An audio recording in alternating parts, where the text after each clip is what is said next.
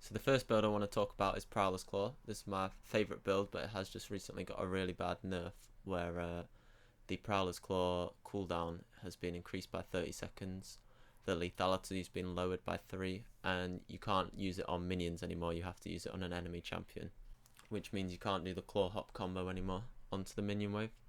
This really kind of affects this build because you used to be able to just use it on cooldown the same time your ultimate was off cooldown.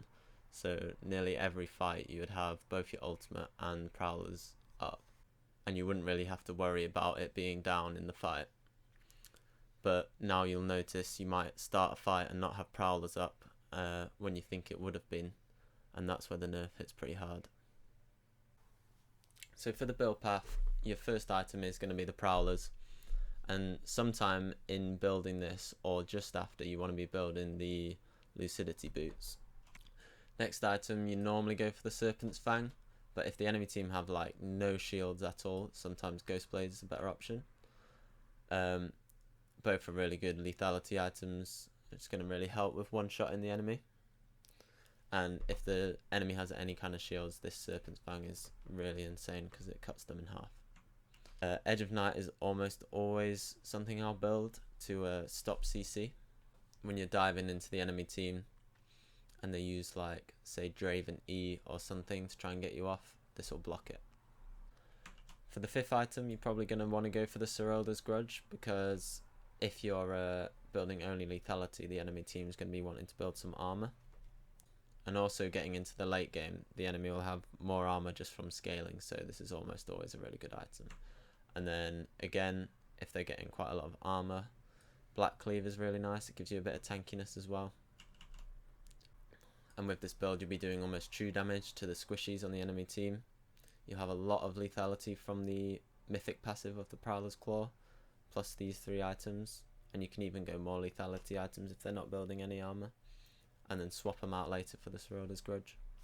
For the runes, you're going to of course want to be going for the Electrocute for the full burst potential of this build, because that's really what you're going to be wanting to do with this build, is one-shot the enemy ADC or their carry.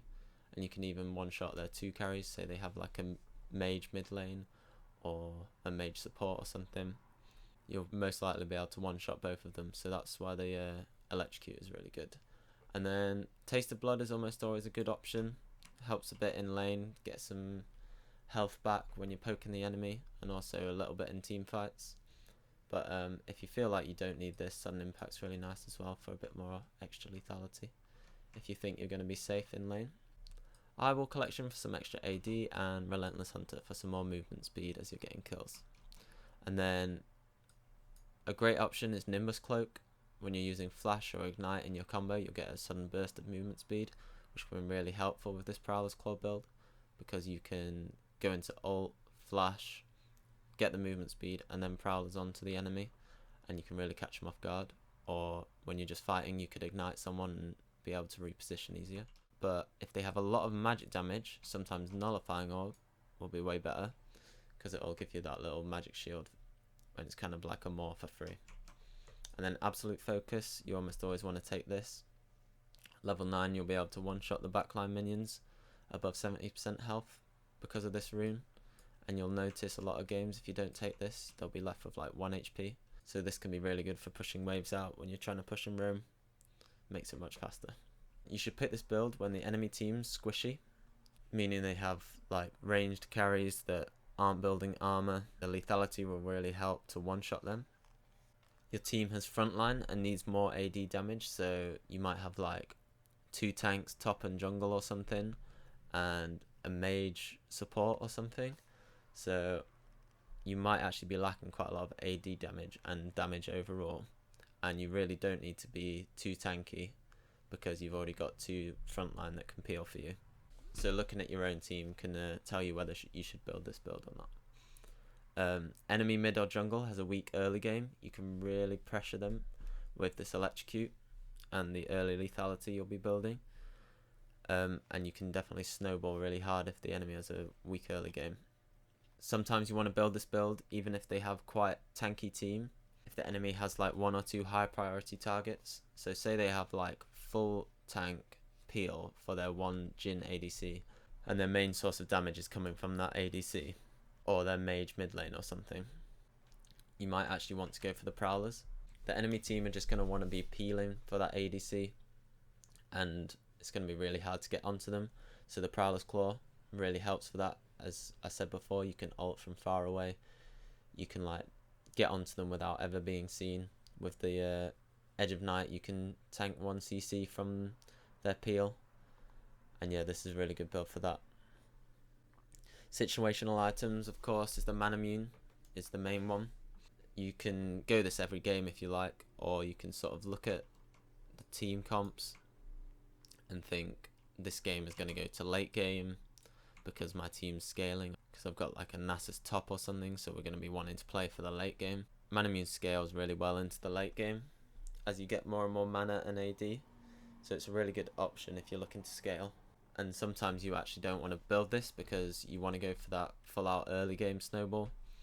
So you want to be building these lethality items to just keep one shot on the enemy and then go into objectives. More of my Mortius again, if they have like a full AP team, you can actually go Nullifying Orb and more. You probably want to just go Goredrinker actually and sit on it. But you can definitely finish it into more of my Mortius if they have like a full AP team. Merc Treads or Plated Steel Caps can be swapped out for the Lucidity Boots, say if they have a full AD team that are all auto attackers, or if they have lots of hard CC like stuns on their team, you might want to go for Merc Treads. Or if the enemy has like a strong AP mid laner and you're not really going for any other MR, you might want to go for these. Sterat's Gauge can be a really good option if the enemy have lots of high damage like burst damage, and every time you try to jump in you just get one shot by them and you can't do what you need to do in the time it takes them to one shot you. Jumping into 5, you can get a really big shield as you're trying to one shot the enemy, and they're all focusing you and you get this big shield and they can't one shot you anymore. So you can do what you need to do and then either get out or yeah, you die, but you've killed the enemy ADC. Sometimes getting Sterat's Gauge can really help you with that. Sometimes if I'm against like a Teemo that's really strong, getting chunked down to half health all the time by his mushrooms, I'll go for an Umbral Glaive, because your sweepers won't always be up and you'll be taking time trying to clear these.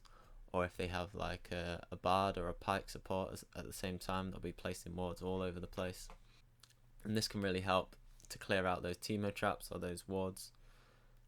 And you can even pair this with Zombie Ward if you swap it out with the Eyeball Collection, and you can turn the enemy wards into your own. And finally, Executioner's Calling. If you're against a team that has a lot of healing, this is a really good item because it gives you some healing reduction. So if the enemy has like a Soraka support that every time you're trying to one shot the ADC just ults and they're back to full health, this can be really useful. I'd recommend buying it early and just sitting on it for the rest of the game, and then you can decide whether you want to upgrade it or not, and sort of look at your team support or tank if they've got a Bramble Vest, or your support has a Chemtech Purifier. Then you might just want to sell this for something else because your team's probably got enough Grievous Wounds at that point. Next up is the Goredrinker build. This is one of the most popular builds at the moment. A lot of people are wanting to go this instead of the Prowler's Claw after the nerf, and some people have always just been building this as their favourite item. Personally, I don't enjoy playing this build as much as Prowler's Claw because it doesn't fit my playstyle as much, but I definitely go it if the team comps are looking right, and sometimes I just need to. So obviously, first item is the Goredrinker. We'll get onto early builds in a little bit, but standard for this build, Goredrinker is the first item to build, and then you want to go into defensive boots. You don't really need Lucidity Boots. You can go them first if you want and then swap them out later, but I'd recommend going Merc Treads or Plated Steel Caps because you will be getting a lot of ability haste from this build. The Mythic passive gives 5 ability haste per legendary item, so you get a bit from that. Black Cleaver, you almost always go with this build and has a lot of ability haste, and Ravenous Hydra or something similar also gives ability haste. So actually going for the Lucidity Boots here might be a little bit overkill on the ability haste. It starts to sort of level off as you get more and more, so the defensive boots is really good. Sort of look at the enemy team. If they have CC, go for Merc Treads. If they're full AD with auto attackers like ADCs and Nasus, something like that, Tab Eyes will be really good. Next up, we've got the Black Cleaver. With this build, you're going to be in the middle of the team fight, sort of acting as the front line, whilst your team is doing more of the damage. So a perfect item for this is Black Cleaver, because you'll be shredding the armor of the enemy team, which will really help your ADC and other AD teammates. It's also just a really great item for this build. It gives health, attack damage, ability haste, and obviously the armor shred helps with your damage as well. Next up, Sterak's Gauge is a great option. Like I said, you'll be in the middle of these team fights, be getting focused most likely by the enemy team. Sterak's Gauge is going to give you a huge shield when you're in the middle of these fights. And pair this with the Goredrinker, you're going to be getting a huge shield into a huge heal, and you're just going to end up full health again and be able to keep shredding down their team. A lot of people like to go for a Ravenous Hydra this build. It's not essential. You can swap it out for something else, but it feels really nice. It gives a lot of AoE damage and a lot of healing. So if you feel like in these team fights you actually need a bit more damage, or you're getting hard focused and you need a bit more healing, this can be really good. As a last item, Guardian Angel is almost always a good one. It's also really good if they have a lot of AD damage, because it will be giving you armor. But it's a good item to go either way. Onto the runes. You're going to want to be going Conqueror. When you're in the middle of these team fights, you'll be stacking Conqueror in no time. This will be giving you more AD and will allow you to heal once it's fully stacked. So it has great synergy with this Goredrinker build. And then you want to go Triumph for some healing on takedowns. Legend Tenacity, because you'll be getting CC'd a lot because you're the front line. Pair this with the Merc Treads and you'll have a lot better time in these team fights.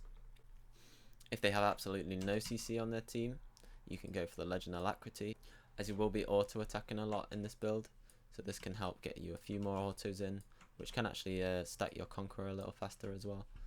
But I would only go for this if they have absolutely no hard CC.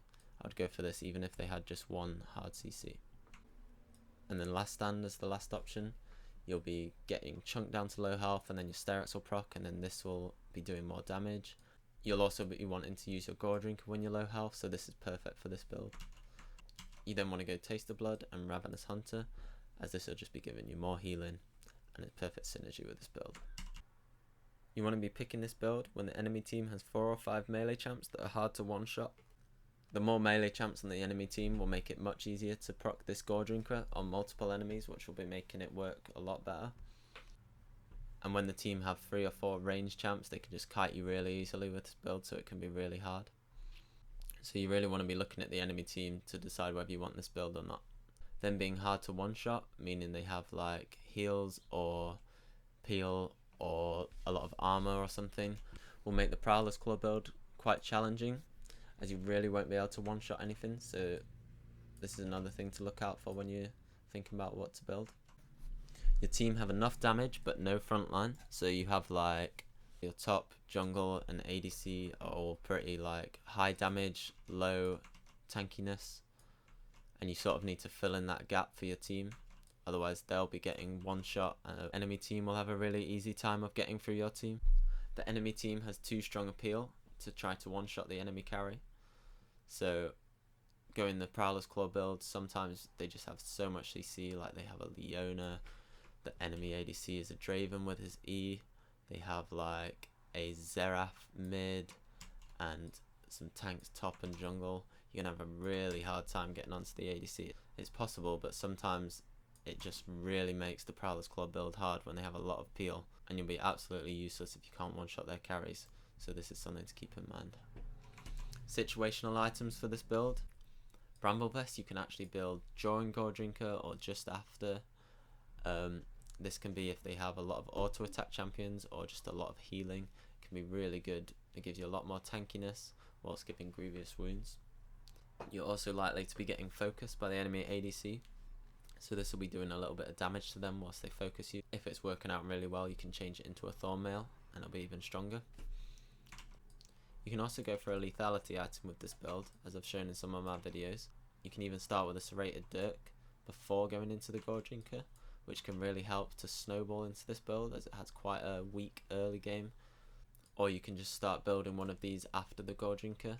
Basically, if you feel like you need a bit more damage, the enemy team are less tanky, more squishy, but still sort of melee champs, like maybe they have like a Yasuo or something, and you still want to be doing quite a bit of damage, you can go for one of these. You could go for more than one, but I'd recommend only going for one, and sort of look, if they have shields, go for Serpent's Fang. If they have some really hard CC, maybe go for Edge of Night. You could also go for Ghostblade if they have no shields or no CC, but these are the two that you're probably going to be building, if any. And the third build you can go is Eclipse. I actually really like this build a lot of the time. It really feels like a hybrid build between Assassin and Bruiser. So you can actually build this almost every game, and it can be really consistent if you enjoy the item. And it can help if you're sort of an Assassin playstyle player but don't really like the Goredrinker build. Sometimes you might want to go for this if you really can't go for the Prowler's Claw. Or if you have a hard time using the Prowler's Claw, you could actually build this with full lethality, not have to worry about the active item, and it'll still be doing really good for you. So the build starts off similar to the Prowler's Claw build, obviously with Eclipse. You're going to be building this, and sometime in the build path or just after, you're going to want to be building Lucidity Boots, because this build actually lacks quite a lot of CDR. So Lucidity Boots is going to give you the ability haste you need. Normally into a second lethality item, again Serpent's Fang or Edge of Night can be your best bets. And same again if they have shield, Serpent's Fang. If they have some hard CC, go for Edge of Night. You can swap it out for Ghostblade if you want. Third item, you're going to be wanting to go for the Ravenous Hydra. This will be working really well with this build. You'll have so much healing and really good dueling potential with this build. And then you most likely want to be going for either Cyrilda's Grudge most games, or if they're really tanky, go for the LDR and then into a Black Cleaver. And this build will give you like a really nice mix of tankiness and damage, where you'll still be able to one-shot the ADCs whilst being able to duel bruisers and even do quite a bit of damage to tanks. The mythic passive on the Eclipse gives % armor pen, and one of the passives on this item gives max health damage. So this build is really good into tanky teams. If you find yourself against a team that are just like full tank, building loads of health, loads of armor, you can actually go for the Eclipse, into the LDR, into the Black Cleaver for just full max armor pen. And this will be really helping to be doing damage to those teams. For the runes, you can either go for Conqueror or Electrocute, it doesn't really matter. The Conqueror can really help for carrying your team, because you can actually just take over the team fight. You kill one of them and you have Conqueror stats, and you can just keep going with these items with the sustain and tankiness you get while still doing loads of damage. So this can be really good. Or if you're kind of looking to one-shot the ADC still with this build, Electrocute can be really good. Just make sure you're using it on the right target and not electrocuting a tank. But I would definitely recommend Conqueror with this build. It just works really nicely with the healing and the sustain in team fights. Situational items, again we've got the Manamune. This kind of fits into any Talon build. You can definitely go it in any Talon build. Again, if your team's looking to scale, this is a great item in this build, just doing lots of damage. And you can even swap out a lethality item for this if they're building full tank, because lethality actually gets quite bad into tanks the more armor they get. So Manamune can be a really good option. You'll also be in fights for longer, so you'll have more armor with this item. Again, we've got the Moramal Mortius. If they have insane AP damage, this can be really good. And the Merc Treads with that as well. The Maw also gives ability haste, which you can be lacking in this build, so it's quite good to finish this. The Merc Treads or Ninja Tabbies can be a good thing to swap out for the Lucidity Boots. Just keep in mind you will be losing out on some CDR, so maybe look at getting Manamune with this, or Ravenous Hydra a bit earlier, and then maybe Black Cleaver instead of this, so you get a bit more ability haste. Sterat's Gauge, again great with this build. You'll be in the middle of big team fights a lot, and it works really well with the sustain. As you get that huge shield, you can heal back, and the Executioners if they're getting a lot of healing. And with this build, you can definitely finish this into the Chainsword, as it gives ability haste and more healing reduction, so it can be a really good item to finish with this build. You should go for Eclipse as your mythic when the enemy team will be building lots of health and armor, as the mythic passive and the items you're choosing will be helping a lot to counter that. If you have a full AD team, this can be really good because the enemy team are likely to be building armor even if they normally wouldn't. Like the ADC and the mid laner might be building armor. So then you can get the Black Cleaver to help your team out, to shred armor for them as well, whilst being able to do a lot more damage with having more armor pen. An Eclipse is a great item for dueling in the side lanes, so if their mid lane is like a Yasuo and their top lane is like a Fiora, you're going to be meeting them a lot in the side lanes having 1v1s. An Eclipse can be really good into those kinds of bruisers, so this is a really good item to go if you realise that you're going to be fighting those kind of champs a lot. The other choices that I would not normally go, but you can sort of play around with if you really want to. For the mythics, Duskblade. A lot of people really like Duskblade. I personally don't really like it, but if it suits your playstyle, then go for it. Stridebreaker. It was quite good with the dash. I tried it again recently after they've removed the dash, and it feels kind of weak, honestly. I used to prefer it over the Goredrinker, but now it kind of feels like just a weaker Goredrinker. And then there's also Divine Sunderer, which honestly I wouldn't recommend. It's kind of troll, but it can kind of work if you need to go really tanky but the enemy is going to be really tanky also. This can kind of be a good item to swap out for the Goredrinker, but it's super situational whether you want to go this item or not, and I wouldn't recommend it. For the runes, some people like Phase Rush on Talon. It used to be more of a thing. You can do your combo and then get a burst of movement speed, but I've only ever gone this rune like once, and I really wouldn't recommend. Grasp, again, this is just kind of really troll.